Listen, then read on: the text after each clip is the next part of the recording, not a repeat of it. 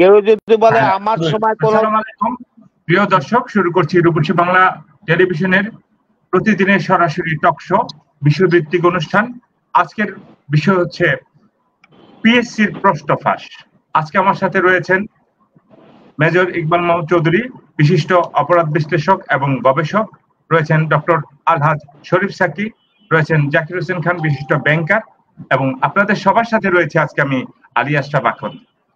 আমরা এই পিএসসির প্রশ্ন ফাঁস নিয়ে কথা বলবো, কিন্তু কথা বলার আগে আমরা এই বিষয়ে একটু জানতে চাই। যেহেতু মেজর ইকবাল মাহমুদ চৌধুরী একজন অপরাধ বিশ্লেষক এবং গবেষক, আমি তার কাছে শুনতে চাচ্ছি যে আসলে আমাদের এই প্রতি বছরই পিএসসির প্রশ্ন ফাঁস হয়। এই যে সবাই বলে যে বছরের পর বছর, অর্থাৎ 1+12 বছর ধরে পিএসসির প্রশ্ন ফাঁস হয়ে আসছে, আসলে ঘটনা সত্য কিনা বা কেন হচ্ছে, এই বিষয়টা যদি একটু আপনি আমাদেরকে বলেন মেজর ইকবাল মাহমুদ চৌধুরী। ধন্যবাদ আশরাফ ভাই, এবং ধন্যবাদ সবাইকে। এবং আমি শুরু করতে যাচ্ছি যে কেউ যদি বলে I am not responsible for this purpose, what driver did, it is not my responsibility. No way he can escape the responsibility. He is wholly and solely responsible for his institution. Thereby he was made the responsibility and chairman or as such. এখন 12 বছর ধরে প্রশ্ন ফাঁস হচ্ছে, এটা নিয়ে বাণিজ্য করছে, অট্টালিকা করছে। এখন যদি বলে I am no more driver, I left this job 12 years before, আমার মতে এই অপরাধগুলি প্রত্যেকটা রন্ধে রন্ধে চিরুনি অভিযান করে, তল্লাশি করে those who are involved with this সবাইকে ফাইন্ড আউট করে আইনের আওতা আনা উচিত। there should not be any escape or any excuse, কোনো অবস্থাতে না।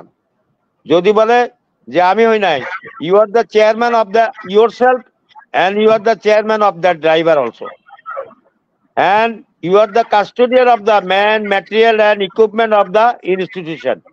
এখন প্রশ্নপত্র ফাঁস হবে কিভাবে, পাবলিশ হবে কিভাবে, প্রাইভেসি সিকিউরিটি কিভাবে নিবে, সেটা it is your responsibility. Either you do it or you can delegate this thing to your subordinate, that is your matter, but it is your way of dealing. Overall it is the failure of yours.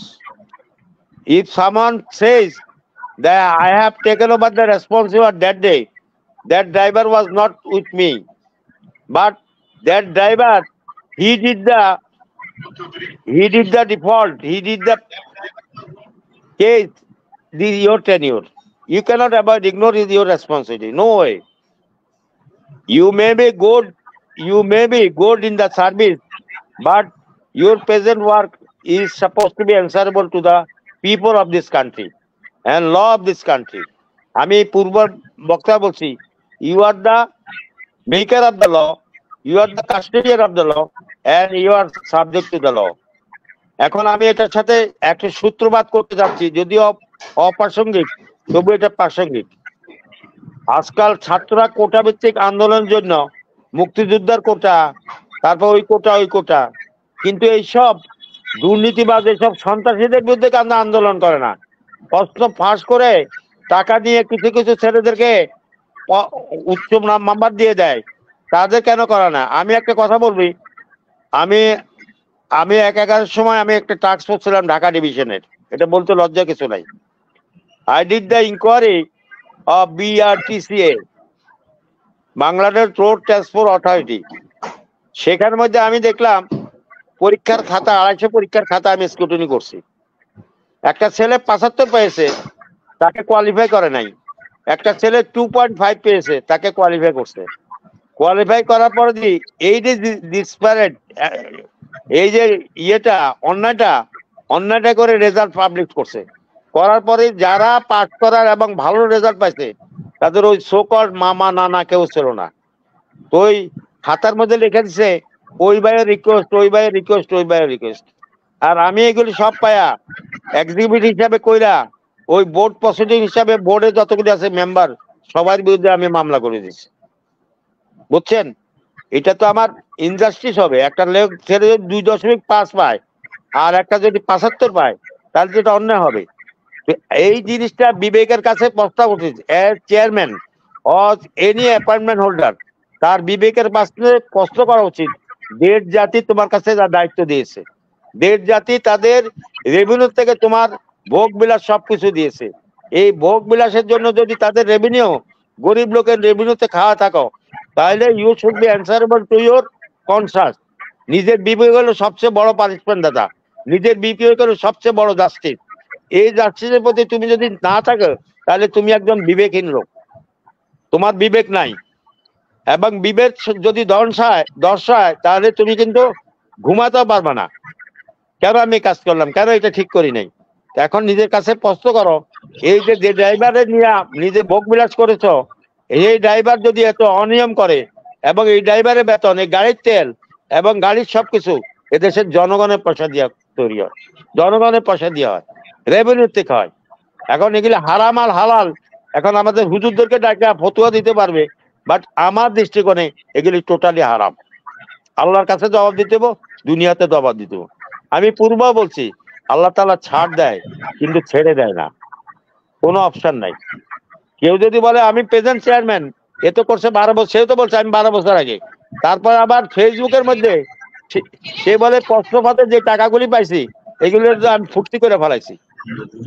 বেটা তুই যদি একটা peon, তুই ফুর্তি করার কি আছে? কতগুলি লোক, সে কয়টা জিনিস, আমি একটু কথা বলি, সে কয়টা জিনিস ডেপ্রাইভ করছে।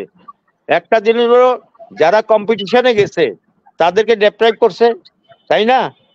আর একটা করছে সে একটা ইনস্টিটিউশনের ইমেজটাকে নষ্ট করছে।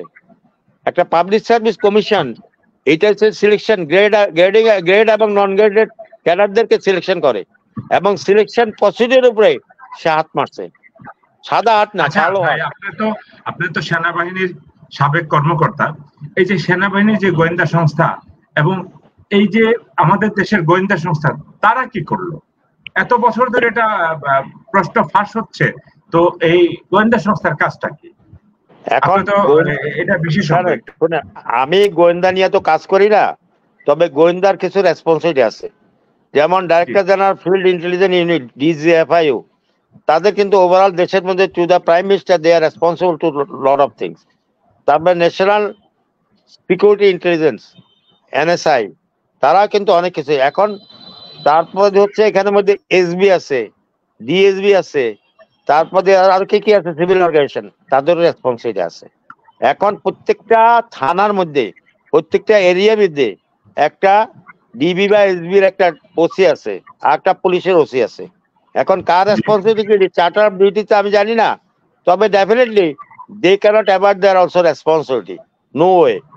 এই যে 12 বছর ধরে প্রশ্নপত্র ফাঁস হচ্ছে, লোকজনের কাছে অনলাইনে বা যেভাবে বিক্রি হচ্ছে, টাকা খাচ্ছে, কোটি কোটি টাকা সম্পদ বানাইছে। তারপরে ফেসবুকের মধ্যে সবচেয়ে ফানি থিং, ফেসবুকের মধ্যে সে হাসি হাসা বলে, আমার কাছে এখন আছে, বলে ওই টাকা দিয়ে তো আমি খেয়ে ফেলছি, ইয়ে করছি, ওই টাকা আমি ইয়ে করি নাই। এটা সবচেয়ে আশ্চর্য ব্যাপার কথা। এই যে দেখেন, আচ্ছা মেজর ইকবাল মাহমুদ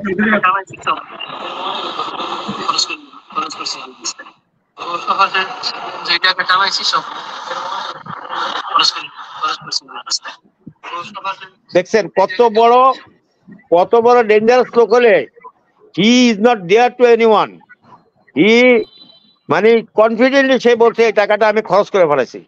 বেটা তোর বাপ দাদার টাকা, চুরির টাকা নিছস, লোকজনের ডেপ্রাইভ করে, ক্ষতি করে, পুরো সমাজ প্রতিষ্ঠান দেশ জাতিকে ডেপ্রাইভ করি। একটা ভালো অ্যাসেট, ওই যে কালকে কোটা সিস্টেম বলছে যে আমাদের ছেলেদেরকে না দিয়া তাদেরকে কোটা সিস্টেমে দিয়েছে। প্রশ্ন হলো prerequisite requirement is there, every person should have passed written and viva exam. Once he is selected, that time quota system is applicable. It is the present system, I came to know. এখন এই যে এটা দিয়ে কম্পিটিশনকে না কইরা, ওই যে 2.5 পাইছে ওরে 75-100 বানাই দিচ্ছে ওই প্রশ্নপত্র ফাঁস করা। এখন প্রশ্নপত্র করা তো বিধি প্লেট করে বা বিভিন্ন প্রতিষ্ঠান আছে, সরকারি প্রতিষ্ঠান আছে, এইগুলি করলে এইগুলির মধ্যে সিক্রেসি থাকে না কেন, এইগুলি কনফিডেন্সিয়াল থাকে না কেন, এগুলির মধ্যে প্রাইভেসি ইয়ে থাকে না কেন, গভর্নমেন্ট সিক্রেসি এজেন্সি থাকা উচিত। অনেকে নাকি এই যে ড্রেস টি শার্টের ভিতরে লেখা, এইটা লিখে প্রিন্ট করা, তারপরে ওইটা বাইর করে নিয়ে ওইগুলি প্রশ্নপত্র ফাঁস করে। এত দুরন্তর হয়ে গেছে, এত খারাপ হয়ে গেছে, রন্ধ এগুলি হয়ে গেছে। এগুলি আপনারা আরো ডিটেল ইনভেস্টিগেশন এবং ডিটেল করে এগুলি প্রশ্নপত্র শুধু এখানে না তো, এসএসসি পরীক্ষা, এইচএসসি পরীক্ষা, তারপর এই ঢাকা ইউনিভার্সিটির কিছু পরীক্ষা টরীক্ষার মধ্যে প্রশ্নপত্র ফাঁস অনর্গল হচ্ছে। কেন এই কাস্টম, কেন এই ট্রেনটা বেরিয়েছে, কেন ছাত্ররা এগুলির জন্য লেখাপড়া ছেড়ে দিচ্ছে আজকাল। আজকাল তো লেখাপড়াই করে না। সরকারের যদিও লেখাপড়া এডুকেশন সিস্টেম যেটা ইভলভ করছে, মূল্যায়ন পদ্ধতি, definitely it has some advantage and disadvantage. এখন অ্যাডভান্টেজ যেটা আছে সেগুলি আমরা গ্রহণ করতে হবে, ডিসঅ্যাডভান্টেজগুলি কি যেভাবে সংশোধন করা সেটাকে আমরা কারেকশন দিতে হবে। তো আমি I do not support anyone telling যে it was not happen during my tenure, it was happen previously. No way. Once you have taken the responsibility, you have to shoulder the responsibility of the institution. You have to take over the responsibility of everything. No way you can escape. আপাতত এই পর্যন্ত। Further যদি আপনাদের কোনো query থাকে, then definitely I will answer the question. ধন্যবাদ major Iqbal Mohammad Chowdhury আপনাকে। আপনি সুন্দর করে এই বিষয়টা উপস্থাপন করেছেন, আমরা সবাই এই বিষয়টা শুনলাম। কিন্তু আমি আপনাকে একটু জানিয়ে রেখে, বা আমার সাথে যারা এখানে জয়েন করেছেন সবাই একটু জেনে রাখা ভালো, যে আবেদ আলী গ্রেফতার হয়েছে তিনি কিন্তু পিএসসি চেয়ারম্যান ড্রাইভার, এবং তার সাথে 17 জন গ্রেফতার হয়েছে, কিন্তু 6 জন কিন্তু স্বীকারোক্তিমূলক জবানবন্দি দিয়েছেন। তো আমরা বিষয়টাকে নিয়ে আরেকটু জ্ঞান গর্ব আলোচনা করতে চাই। ডক্টর আলহাজ শরীফ সাকি, জনাব শরীফ সাকি, আপনি যদি একটু এই বিষয়টা একটু খোলাসা করে বলেন যে বিষয়টা কি হওয়া উচিত ছিল, কি হবে। অসংখ্য ধন্যবাদ আপনাকে। আমার পূর্ববর্তী বক্তার সাথে আমি যোগ করি, এই 12 বছরের প্রশ্ন ফাঁস হচ্ছে, কিন্তু এখন পর্যন্ত এটা কোনো বিচার হচ্ছে না বা কেউ জানছে না, এবং তারা বলছে যে 12 বছর কোনো প্রশ্ন ফাঁসই হয় নাই। চেয়ারম্যান তো বললো আমি আমার পূর্ববর্তী বক্তার সাথে আমি অ্যাড করতে চাচ্ছি। দেখেন, প্রশ্নপত্র যে পিএসসি যে গত 3 কর্মকর্তা সহ গ্রেফতার 17 জন হয়েছে, তো এরা তো স্বীকারোক্তিমূলক জবানবন্দি দিয়েছে। এবং চ্যানেল 24 এ গত রোববারে যে পিএসসির অধীনে যে অনুষ্ঠিত হয়েছে বিভিন্ন নিয়োগ পরীক্ষায়, এই ব্যাপারেও তারা একটা মানে সুচিত্র প্রতিবেদন দিয়েছে। এবং আমাদের যে গ্রেফতার 5 জুলাই যে তারা গ্রেফতার হয়েছে, রেলওয়ে উপপরিচালক সহ প্রকৌশলী নিয়োগ পরীক্ষার প্রশ্নপত্রের সাথে জড়িত তারাও এখানে গ্রেফতার হয়েছে। এবং সাবেক সেনা সদস্য নোমান সিদ্দিকী এবং যারা গ্রেফতার হয়েছে, আমি তাদের নামগুলো বলতে চাচ্ছিলাম আর কি। তো যেখানে আছে পুলিশ সুপার, যে নামগুলো আমি বলতে চাচ্ছি, জাহাঙ্গীর আলম এবং আবু জাফর, সৈয়দ আবেদ আলী এবং সৈয়দ সুহানুর রহমান, তাদের পত্রিকাতে তাদের নাম আসছে আর কি। তারা সবার, এবং আরো সবার যে নাম আসছে সব নামগুলো আমি বলতে চাচ্ছি। যেমন সাবেক সেনা সদস্য গ্রেফতারকৃত ব্যক্তিদের মধ্যে যে কয়জন আছেন, পিএসসির উপপরিচালক মোহাম্মদ আবু জাফর ও জাহাঙ্গীর আলম, তারপরে সহকারী পরিচালক মোহাম্মদ আলমগীর কবির, কর্মচারী dispatch rider Mohammad Khalilur Rahman, office সহায়ক এবং সাজিদুর রহমান, এর সাবেক গাড়ি চালক সৈয়দ আবেদ আলী, তার ছেলে সৈয়দ সুহানুর রহমান। তো সাবেক সেনা সদস্য নোমান সিদ্দিকী, ঢাকা বিশ্ববিদ্যালয়ের সাবেক ছাত্রলীগ নেতা, মিরপুরের ব্যবসায়ী আবু সুলাইমান, মোহাম্মদ সুহেল, অডিটর প্রিয়নাথ রায়, ঢাকার ইমিগ্রেশন এবং পাসপোর্ট অফিসের কর্মরত মোহাম্মদ মামুনুর রশিদ, নারায়ণগঞ্জের পাসপোর্ট অফিসের নিরাপত্তা প্রহরী শাহাদত হোসেন এবং শহীদ সোহরাওয়ার্দী মেডিকেল কলেজ হাসপাতালের টেকনিশিয়ান নিয়ামুল হাসান, ব্যবসায়ী মহোদয় এবং শাখাওতের সাইমের হোসেন এবং ব্যবসায়ী মোহাম্মদ জাহিদুল ইসলাম সহ এই বিভিন্ন লোক, তারা এই গত যে প্রশ্নপত্র ফাঁসের সাথে জড়িত তাদেরকে গ্রেফতার করেছেন। এই যে তদন্তকারী কর্মকর্তা, সিআইডি যে কর্মকর্তা, ভাষ্যমতে আমরা জানতে পেরেছি যে প্রশ্নপত্র ফাঁসের তারা অর্থ নিতেন। তো তারা কিভাবে কাজটা করতেন, যেমন রেলওয়ে উপ সহকারী প্রকৌশলী নিয়োগের পরীক্ষায় প্রশ্নপত্র ফাঁস করেন তারা, এবং চক্রের সদস্যরা এই পরীক্ষার আগের রাতে তাদের চুক্তি এবং শিক্ষার্থীদের অজ্ঞাতনামা স্থানে রেখে ওই প্রশ্নপত্র উত্তরপত্র দিতেন। তো পিএসসি অফিস যে সহায়ক সাজেদুল ইসলাম, তাকে জিজ্ঞাসাবাদের যে পাওয়া গেছে, সিআইডি কর্মকর্তা বলেন রেলওয়ে নিয়োগ পরীক্ষার প্রশ্ন নিয়োগ উপপরিচালক এবং আবু জাফরের কাছ থেকে তিনি নিয়েছেন। এর জন্য আবু জাফরকে প্রায় 2 কোটি টাকা দিয়েছেন। এর আগে ঊর্ধ্বতন কর্মকর্তাদের পক্ষে ট্রাঙ্ক খুলে তিনি প্রশ্নপত্র সংগ্রহ করে সেগুলো ফাঁস করতেন। তো সেগুলো থেকে আমরা যেটা জানতে পারি, এই যে একটা মানে দুর্নীতি, আমার যে মানে বাংলাদেশের যে অবস্থা চলছে, যেমন মেডিকেলের প্রশ্ন ফাঁস হয়ে যাচ্ছে, পিএসসির প্রশ্ন ফাঁস হয়ে যাচ্ছে। এই যে আমাদের পূর্ববর্তী বক্তা মেজর ইকবাল মাহমুদ ভাই বললেন যে ঢাকা বিশ্ববিদ্যালয়ের প্রশ্ন ফাঁস হয়ে যাচ্ছে, এটা তো আসলে একটা বিরাট চক্র। এ থেকে আমাদের বেরিয়ে আসতে হবে। আমরা যদি এই যে দেখেন, সে এখন এই যে প্রকাশ্যে ফেসবুকে বলতেছে যে আমি টাকা সব দান করে দিয়েছি, তোকে চুরি করে দান করতে কে বলেছে? এটা তো অন্যায়, তো তার তো পানিশমেন্ট হওয়া উচিত। তো আমরা আশা করব এই সমস্ত লোকগুলি যাতে মানে আইনের আওতায় এনে তাদেরকে যাতে দৃষ্টান্তমূলক শাস্তি দেওয়ার ব্যবস্থা করে বিশ্বের কাছে একটা নজির সৃষ্টি করে আমাদের মাননীয় প্রধানমন্ত্রী এবং যারা রেসপেক্টিভ মানুষরা আছেন, এই দুর্নীতিগ্রস্ত মানুষদের যদি কল্যাণে আমরা এখন কাজ না করি, তাদেরকে যদি আমরা বিচারের আওতায় না আনি, তো দেশে আরো দুর্নীতির সংখ্যা আরো বেড়ে যাবে। তা আমরা আমি ঘরে বসে থাকতে পারবো না, আমাদেরকে তারা ধরে নিয়ে যাবে। এত তারা দুর্নীতি করে এত টাকার পাহাড় তারা করে নিয়েছে, এটা খুবই দুঃখজনক। একটা লোকের কত টাকা দরকার? যেমন দেখেন, আবেদ আলী নিজ গ্রামে 6 কোটি টাকা খরচ করে বিলাসবহুল ডুপ্লেক্স বাড়ি নির্মাণ করেছে এবং সে সেখানে বাড়ির পাশে সে মসজিদ করেছে। তিনি মাদারীপুরে গরুর খামার এবং বিপণী বিতান নির্মাণ করেছে, যার একাংশ সরকারি জমি বলে অভিযোগ রয়েছে। এটা খুবই দুঃখজনক। আমরা চাই না এদেশে আর দুর্নীতিগ্রস্ত মানুষ আসুক এবং তারা যাতে তাদের ন্যায় বিচার হয়, তারা যাতে ন্যায় বিচার থেকে বঞ্চিত না হয় এবং তাদের বিচার যাতে রাষ্ট্রীয়ভাবে হয়ে এবং দৃষ্টান্তমূলক শাস্তি ব্যবস্থা করা হয়। ধন্যবাদ এবং আপনাকে, যারা আপনি সুন্দরভাবে জিনিসটা উপস্থাপন করেছেন।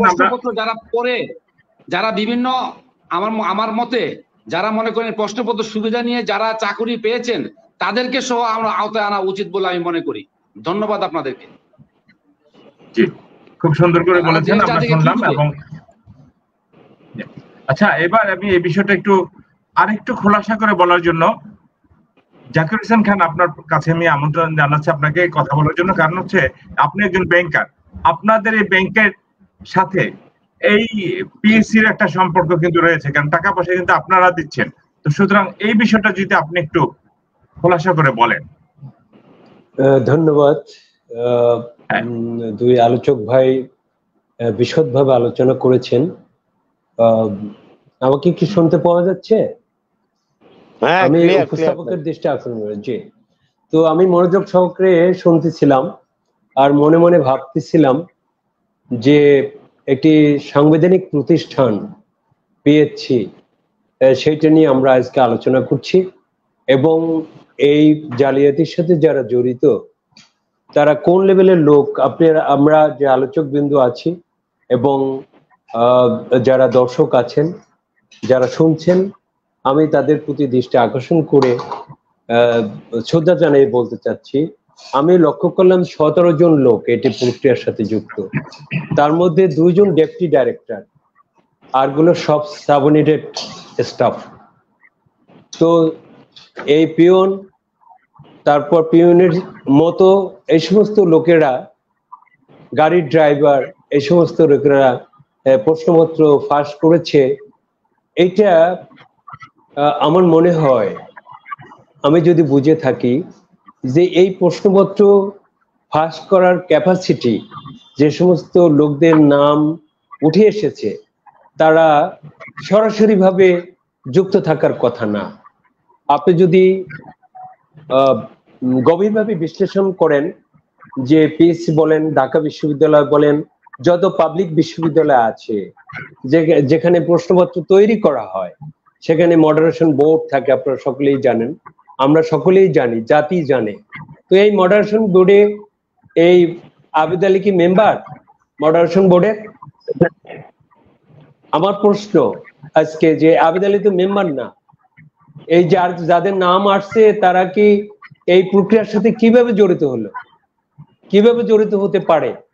তো এখানে মডারেশন বোর্ড থাকে, প্রশ্ন তৈরি করার প্রক্রিয়াটা কি, একটা বোর্ড থাকে যে কারা প্রশ্ন তৈরি করবে, একটা বোর্ড তৈরি করা হয়। পিএসসির এই যে পরীক্ষা যারা এই প্রশ্নপত্র যারা তৈরি করবেন তাদের একটা কমিটি থাকে, কমিটির চেয়ারম্যান থাকে। এরা কারা এগুলো জানার দরকার। এই আবেদ আলী আর স্টেনোটাইপিস্ট আর এই নিম্ন শ্রেণীর কর্মচারী, এদের মাধ্যমে এটা ইমপ্লিমেন্ট হতে পারে, কিন্তু বাট এটা কারা করেছে সেইটা ধরার দরকার। আমার মনে হয়, আমি যদি বুঝে থাকি, আমি যদি জেনে থাকি বা শুনে থাকি যে মডারেশন বোর্ডের মেম্বার, মডারেশন বোর্ড একটা তালিকা তৈরি করে যে কাদের কাছ থেকে কোশ্চেন নিবে। যত পাবলিক বিশ্ববিদ্যালয় বাংলাদেশে আছে সে সমস্ত পাবলিক বিশ্ববিদ্যালয় থেকে যারা চৌকস টিচার, যারা রিপোর্টেড টিচার, বাংলাদেশের শ্রেষ্ঠ শ্রেষ্ঠ সন্তান, যারা ফার্স্ট ক্লাসে ফার্স্ট হয়ে ইউনিভার্সিটিতে যোগদান করেছে, তারা এই সমস্ত কোশ্চেন তৈরি করেছে। সেটা মডারেশন বোর্ড সেটাকে সিলেক্ট করেছে। ওই যে মনে করেন, আমি এক্সাম্পল দিলাম, আমি একজাক্ট ফিগার তো বলতে পারবো না, 20 জন টিচারের কাছ থেকে এই কোশ্চেন ইনভাইট করেছেন। এই 20 জন টিচারের মধ্যে 10 জনের কোশ্চেনই বাদ পড়ে গেছে। আর ওই 10 জনের কোশ্চেন থেকে মানে একটা দুইটা করে কোশ্চেন এনে একটি কোশ্চেনের মানে যে প্রশ্ন দিয়ে পরীক্ষা নেবেন সেই ধরনের 3-4টা প্রশ্ন তৈরি করেন।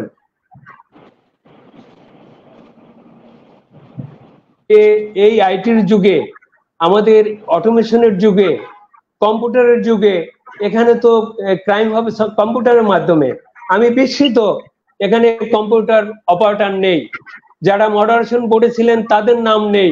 এখানে নাম আছে যে সমস্ত লোকজন মানে এই প্রক্রিয়ার সাথে যুক্ত হতে পারে না, কিন্তু এদের মাধ্যমে হয়তোবা তারা মানে ব্যবসাটা কিভাবে করা যায় সেই জন্য লিঙ্ক পেতে পারে। আমার মনে হয়, এটা আমার ধারণা। সবাই বুঝবেন, জাতির কাছে মানে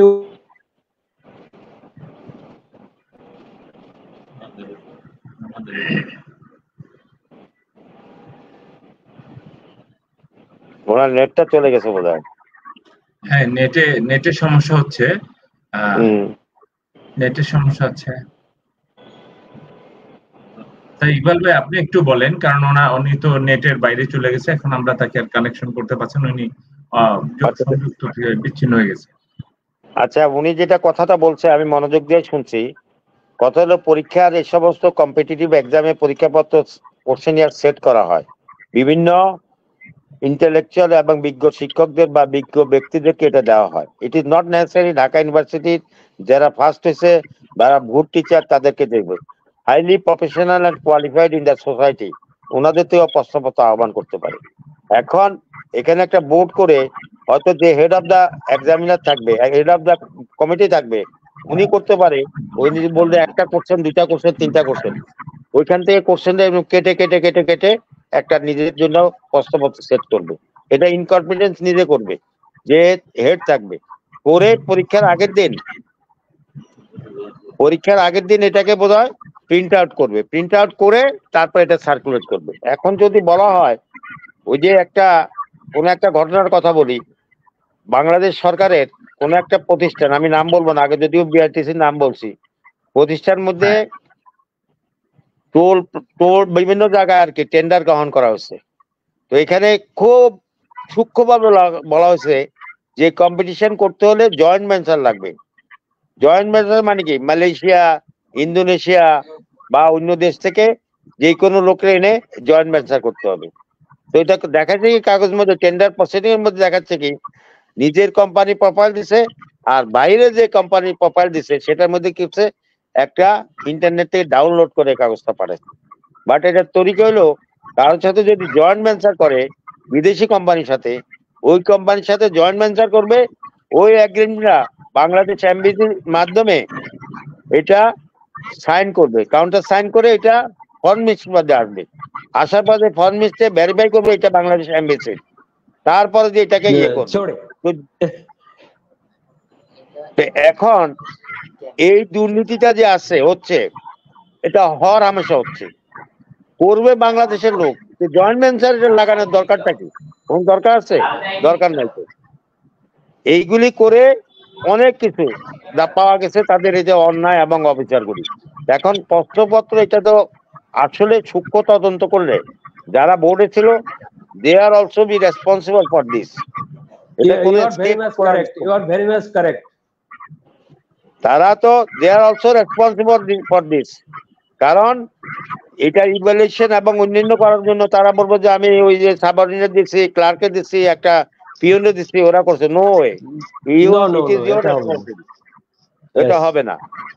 এইখানে মধ্যে ইভ্যালুয়েশন কমিটি, তারপর দিয়ে এদের প্রশ্নপত্র ইমিডিয়েট যে কমিটি, 2টা কমিটির মধ্যে পানিশমেন্টের জন্য আইনের ব্যবস্থা গ্রহণ করা উচিত। এবং personally head of the department, he also should be answerable to the court or to the law. এগুলি কোনো শর্টকাট নাই। এগুলি যদি শর্টকাট করা হয় তাহলে নিজেদের আরো এটাকে স্কেলেট করবে, আরো এটাকে বাড়াবে। এখন এইটার জন্য আমি একটা কথা পরিশেষে না, আমি আরো কথা বলবো ইনশাল্লাহ। কথা বলতেছি যে কোটার ছেলেরা আন্দোলন করতেছে।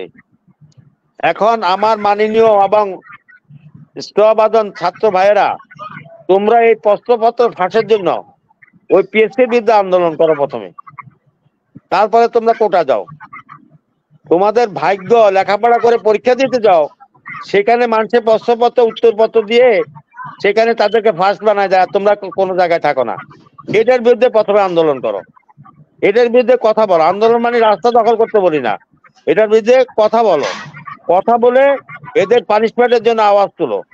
এটা আমার অনুরোধ, কারণ এই জিনিসটাকে কোনোভাবে মাফ করা যায় না।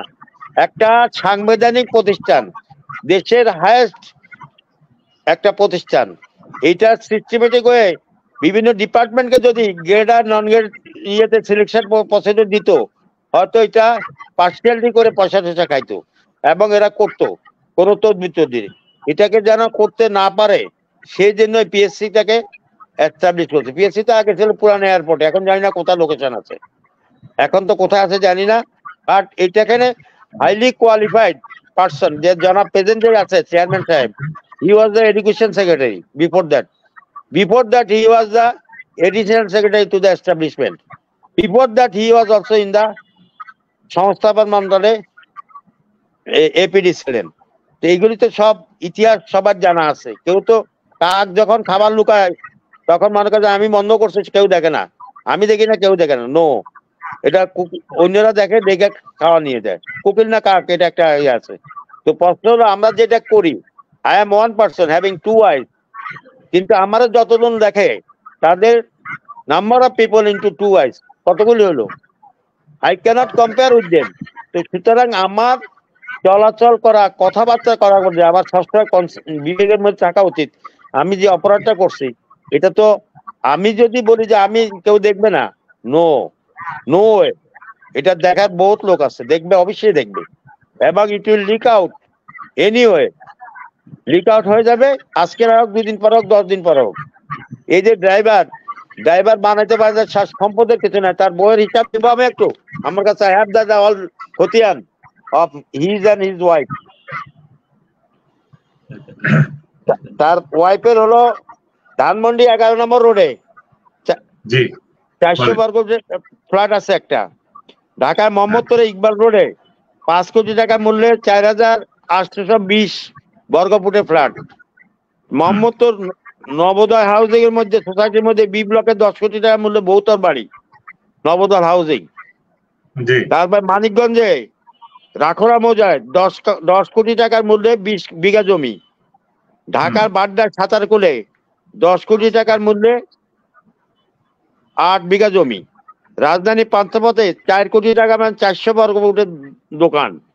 রাজধানী 53 বাইতুল মোকাররমে 10 কোটি টাকা মানে 300 বর্গফুটের দোকান। রাজধানীর কক্সবাজারের টেকনাফে 5 কোটি টাকা মূল্যে স্থাপনা সহ 3 বিঘা জমি। কক্সবাজার ইনানি বিচের 10 কোটি টাকা মূল্যে স্থাপনা সহ 1 বিঘা জমি। চট্টগ্রাম পাহাড়তলীতে 10 কোটি টাকা মূল্যে 6 কোটি টাকার জমি। এখন প্রশ্ন হলো, এই ড্রাইভারের বউর ড্রাইভার হিসাব আছে আমার কাছে। এখন প্রশ্ন হলো, জনাব বেনজির সাহেব, উনি তো আপনার সমতুল্য হয়ে গেছেন। উনি একটা ড্রাইভার, সম্পদ বানাইতে বাঁচে, এখন আপনার সমতুল্য হয়েছে। এখন কালকে তো আমি তো I am no more driver, 2 দিন পরে বলে বেনজির ওয়াজ মাই ফ্রেন্ড, ডোন্ট ওয়ারি। প্রশাসনের সর্বোচ্চ বেতনধারী মানুষ আর একজন সর্বনিম্ন বেতনধারী মানুষ, 9,000 টাকার বেতনে মানুষ, দুইজন এখন সমপর্যায়ে।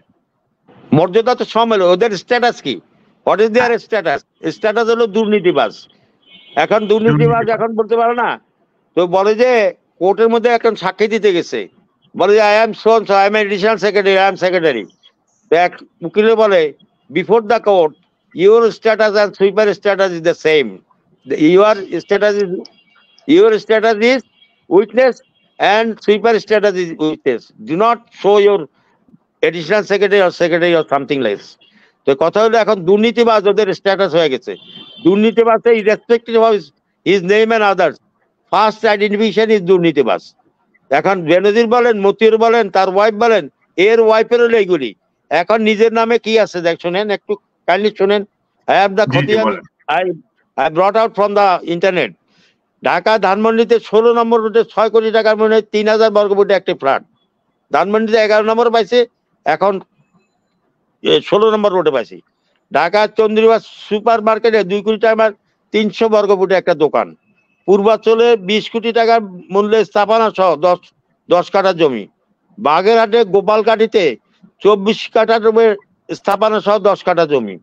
কুয়াকাটা 3 তারকার মানে একটা হোটেল, কুয়াকাটা হোটেল বানাইছে ওস্তাদে, কোনো মাপ নাই। হাজার কোটি টাকা যারা ব্যবসা লগ্নি করে, 1000 কোটি টাকা ব্যবসা লগ্নি করে তো এই জিনিস করতে পারে না। এত টাকা তারা ব্যবসায় লাগায়, আর তার বিনা পুঁজিতে 1000 কোটি টাকার মালিক, তাহলে তারপরেও মানে পিএসসি টনক নড়ে না। আচ্ছা, অনেক ধরে বসে আছেন আমাদের শরীফ সাকি সাহেব। আমি উপস্থাপকের দৃষ্টি আকর্ষণ করছি, আমার লাইনটা কেটে গিয়েছিল যে আমাকে ব্যাংকার হিসেবে আপনি বলেছেন। আমি মেজর সাহেবের কথা, আমার এক মিনিট আমি বলি। I hope and wishes that the corrupted people, those who are in and abroad the country, definitely they have the internet facilities. আজকে আমাদের টক শোটা দেখে তাদের আত্মমর্যাদা এবং মর্যাদার জন্য জানে। ড্রাইভার আবেদ আলীর সাথে তাদের সাথে আমি একবার করলাম, তাদের স্ট্যাটাস আমি বললাম, কোর্টের সাক্ষীর স্ট্যাটাস একই সাক্ষী। তো দুর্নীতিবাদের স্ট্যাটাস একই, দুর্নীতিবাদ ড্রাইভার বলেন আর যেই বলেন, বেনজির বলেন, মতিউর বলেন, আরো কে আছে, ফয়সাল টয়সাল কে আছে, সবগুলি status same. There is no scope to escape this thing. ওই কোন দুর্নীতিবাদ একটা স্ট্যাটাস যে যাই কিছু করো। হ্যাঁ, মেজর ভাই ভালোই বলেছেন। আমি যেটা বলা শেষ করতে পারিনি, আমার বক্তব্য হলো দর্শকের উদ্দেশ্যে, জাতির উদ্দেশ্যে, যারা এই টিভি চ্যানেল দেখছেন, যে লেভেলের লোকজন এই 17 জনকে অ্যারেস্ট করেছে, এর মাস্টারমাইন্ড কারা, তাদেরকে আইনের আওতায় আনার দরকার। এটা তো একটা কঠিন ব্যাপার। তো আপনি চিন্তা করেন, আমরা যদি ভাবি যে পরিসংখ্যান দিলেন দ্যাট ইজ মেজর ভাই, কোটি কোটি কোটি কোটি টাকা, এটা কোথায় রেখেছে? ব্যাংকে রেখেছে। যে ব্যাংক রেখেছে তা মানি লন্ডারিং এর আওতায় আসবে। তো এদেরকে ভালো করে মানে ইন্টিগ্রেশন করার দরকার, আইনের আওতায় আনার দরকার, রিমান্ডে আনার দরকার, যে কোথায় কি কিভাবে হয়েছে। এই তো একজন আবেদ আলী ড্রাইভার কিভাবে এই কাজ করলো, এটা তো জাতির প্রশ্ন। তো এখানে কারা কারা জড়িত, তাদেরকে আইনের আওতায় আনার দরকার। এটা জরুরি, খুবই জরুরি। আর আমরা যে অবস্থাটা দেখলাম, মানে জাতি তো অ্যাস্ট্রনিস্ট। মেজর ভাই খুব সুন্দর কথা বলেছেন, যারা কোটার আন্দোলন করছেন, আমি শুনে শুনে ভাবতেছিলাম হি ইজ ট্যালেন্টেড, যে তোমরা এইটাকে আটকাও, যে তোমরা কোটা করে কি করবা, তুমি তো প্রশ্নপত্র ফাঁস হয়ে যাচ্ছে, তুমি তো ট্যালেন্টেড, কিন্তু ট্যালেন্টেডরা তো চান্স পাচ্ছে না। তো এই হলো অবস্থা আমাদের জাতির। Thank you. আচ্ছা, আমি তাহলে একটু কথা বলি। শরীফ সাকি ভাই, এতক্ষণ তো জাকির ভাই তার কথাগুলো বললেন, আমরা শুনলাম, কারণ ওনার সময় কিন্তু কারেন্ট চলে গেছিল, ওনার এখানে লাইন ডিসকানেক্টেড হয়ে গেছিল। এখন এই যে আপনি তো অনেকক্ষণ ধরে শুনছিলেন, আপনি একটু যদি আমাদেরকে বলেন যে আসলে বিষয়টা কোন পর্যায়ে আছে, আসলে আমাদের দেশের পরিস্থিতি কোথায়? 12 বছর যেখানে পিএসসির মতো একটা জায়গায় পরপর 12 বছর প্রশ্ন ফাঁস হচ্ছে, তাহলে ট্যালেন্ট কোথায় পাবেন? ট্যালেন্ট কোথা থেকে আসে? ট্যালেন্ট তো তৈরি হচ্ছে টাকার বিনিময়ে, অর্থের বিনিময়ে। এরা তো কোটি কোটি টাকা হাতিয়ে এনেছে পিয়ন দারোয়ানরা। তাহলে আমাদের কাজটা কি? চমৎকার প্রশ্ন করেছেন আপনি। দেখেন, আমার পূর্ববর্তী বক্তা মেজর ইকবাল মাহমুদ চৌধুরী ভাই এবং জাকির খান ভাই যে গোলাপ প্রশ্নগুলি করেছেন, আমি তাদের সাথে সহমত পোষণ করছি। আমরা যদি এই দুর্নীতিবাজদেরকে রুখে দাঁড়াতে না পারি তাদের বিরুদ্ধে, এবং তাদের যদি বিচার না হয়, যেমন আমার মেজর ইকবাল মাহমুদ ভাই বলেছেন যে কোটা আন্দোলনের না করে তোমরা আসলে এই প্রশ্নপত্র ফাঁস যাতে না হয়, তোমরা লেখাপড়া করে কি করবা? তোমরা লেখাপড়া করে তো তোমরা তোমাদের লক্ষ্যে পৌঁছাতে পারবে না, কারণ সেখানে প্রশ্নপত্র ফাঁস হয়ে যাচ্ছে। তোমরা কিভাবে চাকরি পাবা? তোমরা তোমাদের মেধার মূল্যায়ন তো হচ্ছে না। আসলেও তাই। আমরা যদি এই যে কোটা আন্দোলন নিয়ে ছাত্রছাত্রীরা আজকে যেভাবে এগিয়ে যাচ্ছে, তো তারা দেশটাকে অস্থিতিশীল পরিস্থিতিতে নিয়ে যাচ্ছে। আমরা চাই না এদেশে যাতে আর কোনো অস্থিতিশীল পরিস্থিতি না হয়, এবং কোটা আন্দোলনের যে দাবি, আমাদের যে মুক্তিযোদ্ধাদেরকে 30% কোটার জন্য যে ব্যবস্থা করা হয়েছে, এটা এখন তাদের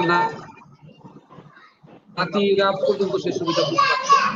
আমরা আশা করব এই কোটা আন্দোলনের মধ্য থেকে তারা যদি আজকে এই পিএসসির দুর্নীতি বন্ধ করতে পারে, আমার মনে হয় এটা অনেক ভালো হবে, এবং তারা বাংলাদেশের মেধাবী ছাত্রদের তারা সঠিক লক্ষ্যে তারা পৌঁছাতে পারবে। এরকম দেখেন, এখানে আরেকটা ব্যাপার হলো কি, যে এই দেশে দুর্নীতিবাজরা যেভাবে বিভিন্ন জায়গায় তারা চক্র করে বসে আছে, আমরা যদি এখন সোচ্চার না হই, যেরকম আমরা যদি আমাদের স্ব জায়গা থেকে এই সোচ্চার না হতে পারি, তাহলে তারা কিন্তু আরো প্রভাব বিস্তার করবে, এবং তাদেরকে ধরার জন্য যে রেসপেক্টিভ ইচ্ছা করলে কিন্তু সবই বন্ধ করতে পারি। আমাদের মধ্যে তো সৎ হতে হবে। প্রত্যেকটা সেক্টরে যদি আমরা আমাদের স্ব জায়গা থেকে এই দুর্নীতিবাজদের বিরুদ্ধে আমরা কাজ করি, আমার মনে হয় যদি ডিসি, এসপি, এমপি, মন্ত্রী তারা যদি সৎ হয়ে যায়, তারা ভালো কাজগুলা করে, এদেশে তো আসলে সুন্দর সোনার বাংলা হয়ে যাবে। কিন্তু সেটা তো আমরা করতে পারছি না। আমরা এ থেকে বেরিয়ে আসার জন্য, আমরা তাদের পক্ষে কাজ করার জন্য, আমরা যদি আমাদের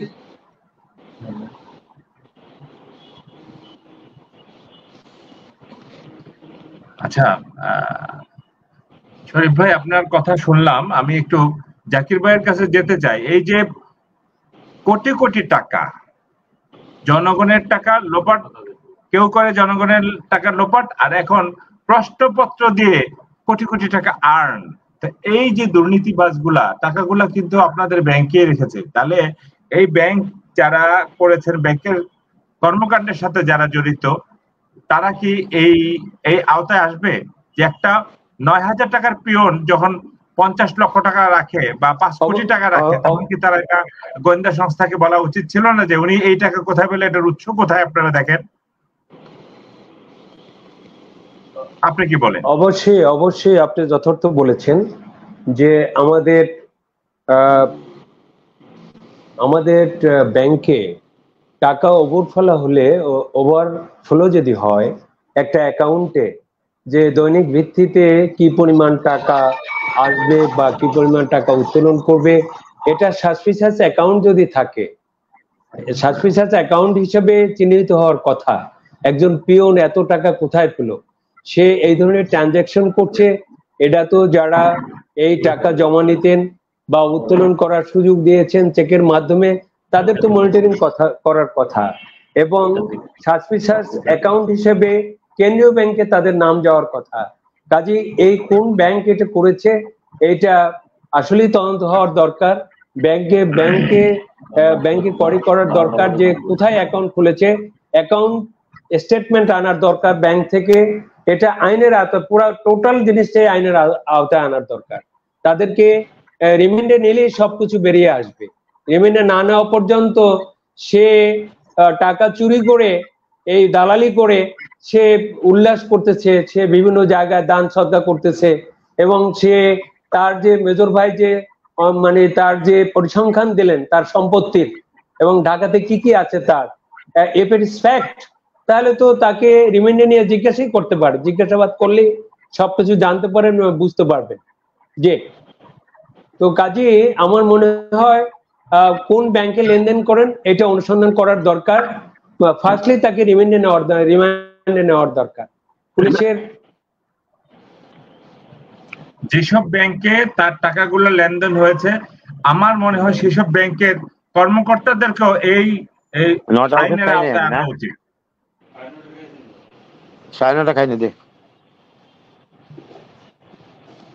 আচ্ছা, ইকবাল ভাই, আমি আপনার কাছে আসি। যেসব ব্যাংকে টাকাগুলা লেনদেন হলো, যে ব্যাংকের মাধ্যমে টাকাগুলা তারা রেখেছে, সে ব্যাংকের কর্মকর্তাদের এই আইনের আওতায় আনা হবে না কেন? এই ব্যাপারে যদি আপনি একটু বলেন। অবশ্যই এটাই, আপনার স্টেটমেন্ট দেখলে অ্যাকাউন্ট কিভাবে খুলেছে, কে ইন্ট্রোডাক্টরি রেফারেন্স দিয়েছে, এই ধরনের চোর যারা থিফ, তাদের তো অ্যাকাউন্ট থাকার কথা না ব্যাংকে। যারা অসৎভাবে ইনকাম করে তাদের ব্যাংকে অ্যাকাউন্ট থাকার কথা না। তাদের সোর্স অফ ইনকাম কি, ডিক্লারেশন দিতে হয়। আপনি মান্থলি কত ট্রানজেকশন করবেন, ইয়ারলি কত ট্রানজেকশন হতে পারে, এই ধরনের ডিক্লারেশন লাগে ব্যাংকে। ব্যাংক তো একটা টেকনিক্যাল জায়গা। আপনি যখনই সে সন্দেহ করবে যে এই অ্যাকাউন্টে টার্ন ওভার দেখা যাচ্ছে বিভিন্ন টাইপের, যে কখনো লক্ষ টাকা, কখনো কোটি টাকা, কখনো হাজার হাজার টাকা ডেইলি ট্রানজেকশন হচ্ছে, তখন তো সেটা যে ম্যানেজার থাকবে এবং যে ওই ব্রাঞ্চের দায়িত্বপ্রাপ্ত অফিসার যিনি থাকবেন, উনি ইনফর্ম করবেন, যে ম্যানেজার সাহেবকে বলবেন যে স্যার এই অ্যাকাউন্টটার লেনদেন সাসপিশাস মনে হচ্ছে। তো বাংলাদেশ ব্যাংকে এই ধরনের অ্যাকাউন্ট যারা সন্দেহ করার মতো অ্যাকাউন্ট, এগুলো রিপোর্ট করতে হয় বাংলাদেশ ব্যাংকে। কেন রিপোর্ট করে নাই, কিভাবে ট্রানজাকশন করলো, এগুলো আসবে আইনের আওতায় আসবে। আচ্ছা ঠিক আছে, ক্যান আই টেক ওভার? জি আচ্ছা ধন্যবাদ জাকির হোসেন ভাই। এখন প্রশ্ন হলো যে ওনার ব্যাংকের, যে ব্যাংকে ট্রানজেকশন করে সেই ব্যাংকে কি একা ওভারফ্লাড আছে কিনা, কিছু আছে কিনা। তো কিছুদিন আগে একটা দুর্নীতিবাজে দিয়ে দিল, হি possesses 700 accounts in different banks, if I am not wrong. G G Faisal, mister Faisal, secretary of India. That's okay account. এখন যে আমাদের যে ইন্টারনেট কর্পোরেশন, মেজর ভাই বলেন, আমি কথাটা বলি না, আপনাকে শেষ করি কথাটা। জি, এখন 700 অ্যাকাউন্ট নিজের নামে না, তার শাশুড়ির নামে, শ্বশুরের নামে, বউয়ের নামে, আত্মীয় স্বজনের নামে। এখন আমার প্রশ্ন হলো, government machinery is in force, they are working on it. এখন আমাদের কাছে তো they are not suppose to answer this thing. ওই যে বলছে গোয়েন্দা বাহিনী কি করে, গোয়েন্দা বাহিনী is doing their work, they are not suppose to answer to me or answer to the people. Access করলে তাদের ক্রেডিবিলিটি নষ্ট হয়ে যাবে, করার কথা না, সিস্টেমে বলে। এনবিআর একটা এজেন্সি আছে সিআইসি, বাংলাদেশ ব্যাংকে অনুরোধ করতে পারে এই লোকের আত্মীয় স্বজন এই যত ব্যাংকে যত অ্যাকাউন্ট আছে তার হিসাব করা হোক। আর একটা সিম্পল, জাকির হোসেন ভাই, একটা লোকের ওভারফ্লাড আন্ডারফ্লাড মানি ইন দ্য অ্যাকাউন্ট, সেটা ব্যাংকের কর্মচারীরা এটা অ্যাসেস করে কেন বললো না? আপনি তো ব্যাংকের একজন ঊর্ধ্বতন কর্মকর্তা ছিলেন, ব্যাংকের স্টাফরা কাস্টমারদের নিয়ে যেভাবে ওভার ওয়ার্ক থাকে, তাদের কি বৈশা এগুলি স্ক্রুটিনি করা প্রত্যেকজনের জন্য সম্ভব? It is impossible. দম ফলাতে পারে না বৈশা। একটা মেয়ে বা একটা ছেলে ব্যাংকে ঢুকে সকালে 9টা থেকে, এখন তো 9টা করছে, 9টা থেকে বিকাল 6টা পর্যন্ত তারা যে বসে, খাওয়া দাওয়া সবকিছু এখানে, মাঝখানে একটু ব্রেক দেয়, তারপরে যাওয়ার সময় তাদের 9টা 9:30 বেজে যায়। অ্যাকাউন্টের হিসাব না হলে, নর্মাল ব্যাংক বলছে, হিসাব না হলে they cannot move out from the account মিলবে তারপর যাবে। এখন অনেকগুলি আছে ব্যাংকের system. I am not a banker, but আমি এক্সপিরিয়েন্সের আওতায় বলি। এইটা CIC is suppose to ask to the Bangladesh bank, এটা সব জায়গায় সার্কুলেট করার জন্য ব্যাংক অনুমোদন দিবে, বাংলাদেশের যত ব্যাংক আছে সব জায়গায় সার্কুলেট হয়ে যাবে। তখন বলে এই আত্মীয় স্বজন এদের নামে কি অ্যাকাউন্ট আছে, কি কি আছে, এটা দেওয়া হোক। আরেকটা কথা, ব্যাংকে অ্যাকাউন্ট থাকতে পারে, if someone is in position 3,50,000 below, সে তো ট্যাক্সেবল না। 3,50,000 টাকা উপরে হলে না ট্যাক্সেবল হবে, ট্যাক্স থেকে রহিত, এর থেকে নিচে যারা, তো রহিত লোকের জন্য হ্যাসেল করার দরকার নাই। তো ফয়সাল যদি 700 লোকের জন্য করতে পারে, he is very intelligent, that is why he did this thing. ধরা পড়ে গেছে, কপাল খারাপ আর কি, ধরা পড়ে গেছে না, মাপ পায় নাই, ভাই করে ফেলছে। তো যারা সরকারি মেশিনারি আছে, they are more experience than me, they have I do respect them because they are working on it. CIC তে যে কাজ করে তাদের দম ফলার সমান নাই, they are working on it everything, কোনো মাপ নাই। CIC তে এনবিআর এর সব অনেস্ট পার্সেন্টে দেয়। আমি তো 2-3 জন CIC কর্মকর্তাকে চিনি, ভালো করে চিনি, এবং দে আর ভেরি গুড, এক্সিলেন্ট লোক পিপল। এখন প্রশ্ন হলো যে এদের সম্পদ করছে, আমার কথা হলো যে এদেরকে যদি কাজ না করা হয়, এসব দুর্নীতিবাজদের যদি না করে, একজন চেয়ারম্যান সে তো বেশভূষা চাল চলন দেখলেই তো বুঝবে যে তার ড্রাইভার কি স্ট্যাটাস। যখন টাকা থাকবে তখন তার পকেট ভারী থাকবে, জামা কাপড় সুন্দর পরবে, পারতপক্ষে একটু স্যান্ট অ্যান্ড মাইকা স্যারের সামনে গাড়ি চালাবে, গন্ধ টন্ধ তো পাবে না। তো বোঝা উচিত এই ছেলেটা কি হয়েছে। তখন চেয়ারম্যান একটু বলা উচিত যে কাউরে ডাইকাই না, বলা উচিত এই লোকটা কি করে একটু দেখো তো, তার ইন্টেলিজেন্সটা একটু ওয়ার্ক করা উচিত ছিল। ওয়ার্ক করে এগুলি অ্যাপ্রিয়েন্ট করে এগুলি আসে তার রেসপন্সিবিলিটি। তার রেসপন্সিবিলিটি ইগনোর করতে পারে না। আমি তো বললাম না, I cannot ignore his responsibility anyway. কেউ করতে পারে না। কোন প্রতিষ্ঠানের হেড যদি বলে আমি জানি কেমনে, আমার তো এটা আমার সময় হয় নাই বা গেছেন, you took over the responsibility, you are suppose to answer this question. কোনো মাপ নাই। এখন প্রত্যেকটা জিনিসের কয়টা জিনিস আছে প্রতিষ্ঠান চালাইতে হলে, একটা হলো অমিশন, একটা হলো কমিশন। কেউ অমিশন করলো, ভুল করলো, অমিশন দিলাম, তারপর তারা কমিশন দিলাম, এরপর হলো পানিশেবল অফেন্স। কথা বলছেন? আর দুটা শব্দ আছে, একটা হলো মিস্টেকস আর একটা হলো লেপস। মিস্টেকস হলো কাজ করতে গেলে আমি যদি ভুল করি এটার বলে মিস্টেকস। আর যখন কাজ করলাম না, ধরে এটা কি করবো, এটা করবো না, তখন এটা হলো leaps. Mistakes are always welcome, R leaps যেটা আছে it is a punishable offence. আমি যদিও লজিক্যালি বলছি, এটা তুমি কাজে করলে না, তুমি তো কাজ করতে ভুল করলে ঠিক আছে, ওরা সংশোধন করে দেওয়া যায়। তো এইসব ক্ষেত্রে কমান্ড বা এখানে প্রতিষ্ঠান পরিচালকদের আরো সজাগ থাকতে হবে। জনগণের রেভিনিউ দিয়ে বাড়ি, গাড়ি, ড্রাইভার, অফিস সবকিছু দিল, চেয়ার টেবিল সবকিছু দিল, প্রত্যেকটা জিনিস কিন্তু এদেশের গরিব লোকজনের অর্থ দিয়ে তৈরি করা। এবং প্রত্যেকটা জিনিসের চিন্তা করা উচিত, আমার এই লোকজনরা যে পয়সা দিচ্ছে তাদের রেভিনিউ থেকে আমি আর্ন করতেছি। ব্যাংক বলেন, সব জায়গায় বলেন। তো এখন এখানে যদি সরকারিকে মাল দরিয়ামে ঢাল, যায় কোম্পানি যায়, আমার কি যায়, তাই না? এই ধরনের অ্যাটিটিউড নিলে হবে না। মোটিভেশন লাগবে, অ্যাটিটিউড চেঞ্জ লাগবে এবং দেশপ্রেম লাগবে। যত কিছুই বলেন, আমরা অনেক লোক আছে ভারতকে ঘৃণা করি, অনেক লোক আছে অনেক দেশকে ঘৃণা করি, কিন্তু ভারতের মধ্যে যে দেশপ্রেম আছে আপনার দেশে দেশপ্রেম নাই। আপনার লোকের কাছে, আমি বলি না, ইন জেনারেল বলি না, আপনার কিছু কিছু লোক আছে, এই যে আমাদের দেশের লোক যা ভারতের মধ্যে যা চোরাচালান করে টুকরো টুকরো করে মেরে ফেললো, তাই না? এই মেরে ফেললো কি জন্য? এটাতে কেসে করতে সাপ বাইরলো, কি স্বর্ণ চোরাচালানি করলো, কত মাফিয়া, কত সিন্ডিকেট বাইর করলো।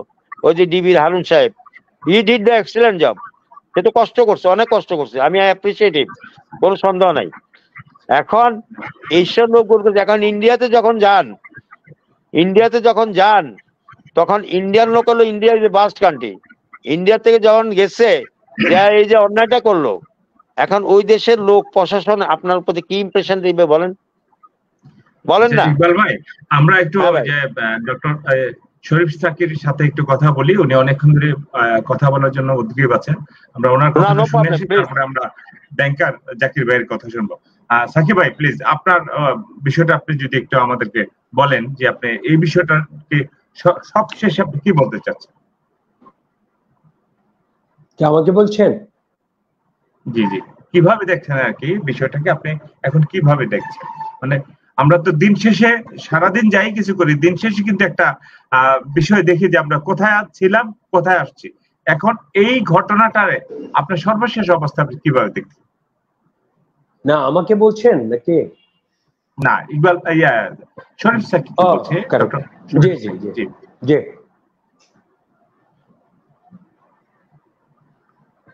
শরীফ ভাই প্লিজ, আপনি কি আমাকে শুনতে পাচ্ছেন? গেল মানে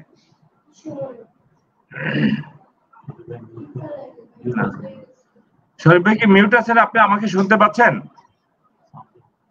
আপনার সাউন্ডটা একটু আপনি ইয়ে করেন, আপনার সাউন্ডটা মিউট করা আছে। শরীফ ভাই প্লিজ আপনি আপনার কথাটা আমাদেরকে বলেন, আমরা শুনতে চাই আপনার কথা, দর্শকরা শুনতে চাচ্ছে আপনার কথাগুলো, আপনি একটু উপস্থাপন করুন।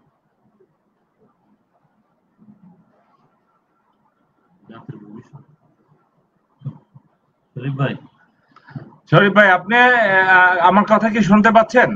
আমরা কিন্তু আপনার কোনো সাউন্ড পাচ্ছি না। আচ্ছা জাকির ভাই আপনি বলেন, শরীফ ভাই ফ্রি হলে আবার সে কথা বলবে। না, আমাকে প্রশ্নটা আবার করেন, আমি শুনি। প্রশ্নটা হচ্ছে যে দিন শেষে তো আমরা সারাদিন যাই কিছু করি, দিন শেষে কিন্তু তার একটা মানে ইয়ে থাকে যে শানে নজুল যে কি হচ্ছে। এই যে আমাদের 12 বছর ধরে পিএসসির মতো একটা জায়গায় একই ঘটনা প্রতি বছর ঘটতেছে, তা আমাদের মেধার বিকাশ ঘটবে কিভাবে? তারা কতিপয় ব্যক্তি একটা জোট হয়ে এই ঘটনাগুলো ঘটাচ্ছে, তারা কোটি কোটি টাকার মালিক হচ্ছে, শত কোটি টাকার মালিক হচ্ছে, কিন্তু সারা দেশের মানুষ কিন্তু অর্থনৈতিকভাবে তারা ক্ষতিগ্রস্ত হচ্ছে এবং তাদের ছেলে মেয়েদের নিয়ে তারা কোনো কিছু করতে পারছে না, তারা বেকার থেকে যাচ্ছে। কারণ যেহেতু একটা লোকের মাধ্যমে একটা জায়গা থেকে তাদের চাকরিগুলো হয়ে যাচ্ছে, কারণ যেহেতু তারা প্রশ্ন আগে ফাঁস করেছে, তারা প্রশ্ন কিনে নিয়ে সেই জায়গায় চলে গেছে। কিন্তু যারা মেধাবী ছিল, যারা মেধা, সেই মেধার তো বিকাশ ঘটছে না।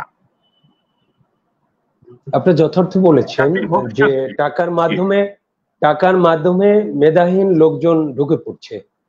এরা যেহেতু টাকা দিয়ে তারা চাকরি পেয়েছে, তারা কর্মস্থলে কি কাজ করবে এটা তো সহজেই অনিমেয়।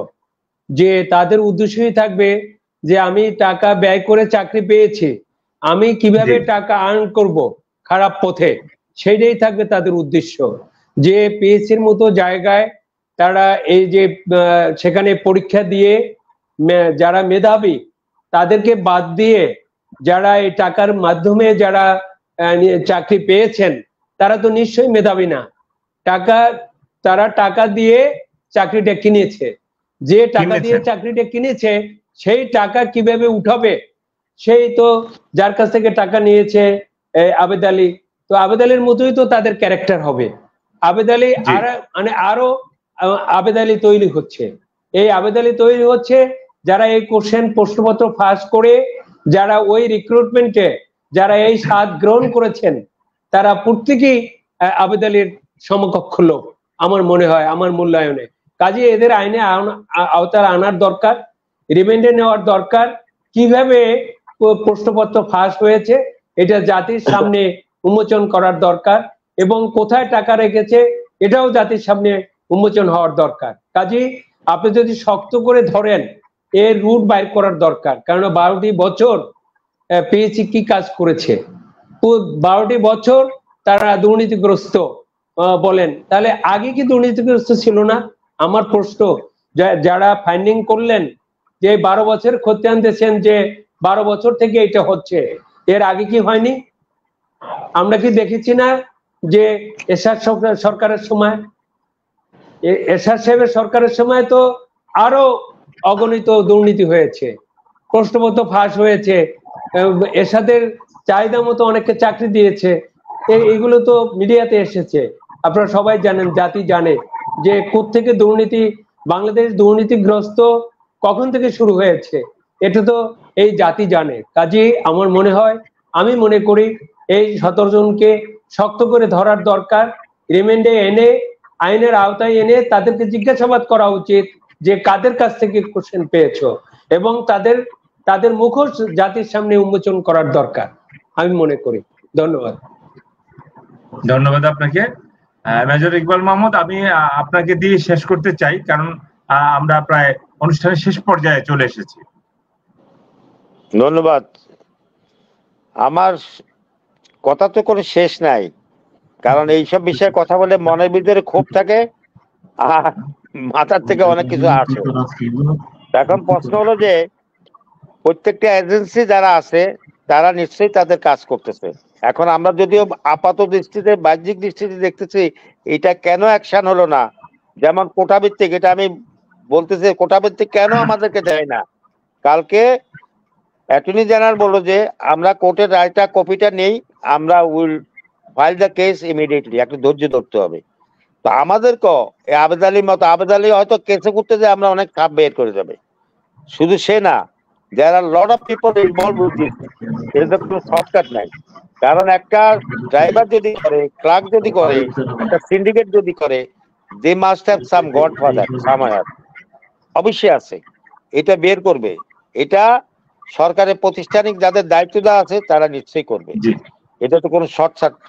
তাদের দায়িত্বের অবহেলা কাদের? এটা তো দায়িত্বের অবহেলা না, যারা দায়িত্ব নিয়েছিল, যাদের উপরে দায়িত্ব আছে তারা কিন্তু সে দায়িত্ব অবহেলা করার কারণে কিন্তু আজকে এই ঘটনাগুলো বারবার প্রতিনিয়ত ঘটছে। I do agree with you, আপনার সাথে একমত। এটাতে দায়িত্ব অবহেলা না হলে এখন হয়তো কেসে করতে সাপ বাইরেব, হয়তো যে দায়িত্ববান লোক কেন অবহেলা করছে, সে হয়তো হি ওয়াজ ইনভলভ উইথ দ্যাট। তো প্রসেসটা ইনকোয়ারি করতে দেন, তারপরে কি বাইরে দেখেন না, কথা বুঝছেন? আবেদনে আরো অনেক কিছু বাইরেবে, এই ব্যাটার ড্রাইভারে অনেক কিছু বাইরেবে। সে তো এখন যান বাঁচানোর জন্য সত্য কথা সব বলে দিবে, এদের কোনো শর্ট সার্কিট নেই। এখন একটা মানুষের ড্রাইভার হঠাৎ মানে মানে কলা গাছ হয়ে গেল ফুলে, হ্যাঁ, এখন এই লোকটা যে স্প্রে করে আসে, সেন্ট মেরে আসে, চেয়ারম্যান সাহেব কি কিছুই বুঝতে পারে না তার কথা চাল চলনে, নাকি এই ঘটনার পেছনে চেয়ারম্যান সাহেব জড়িত ছিল? তার আমি পূর্বে বলছি, একটা চেয়ারম্যানের ড্রাইভারের মুভমেন্ট দেখে যদি না বুঝে, তাহলে তার চেয়ারম্যানের দরকার কি? He should resign, he should get out from the institution. আপনাকে আমি যেটা বলতেছিলাম আগে বলছি, এখন দুর্নীতিবাদের স্ট্যাটাস বেনজির, মতিউর, ফয়সাল আর ড্রাইভার আবেদ আলী, এগুলো সেম স্ট্যাটাস। কারণ ড্রাইভার এখানের মধ্যে কুয়াকাটাতে 3 স্টার হোটেল করছে, 2 দিন পরে সে 5 স্টার করবে। আসলে বলে আসেন না আসেন, তখন ড্রাইভার বলে কি খবর বস, এটা কি আপনি নতুন বানাইছেন? এই মতিউরও বলবে, বলবে কি জানি বলে, বেনজিরে বলবে, আর বাদে আরো কিছু দুর্নীতিবাজ পুলিশ অফিসার পাওয়া গেছে, ওরাই বলবে। তো এদের স্ট্যাটাসটা আমি সবসময় চেক করতেছি। আর লাস্টের কথা হলো, আল্লাহ তাআলা ছাড় দেয়, ছেড়ে দেয় না।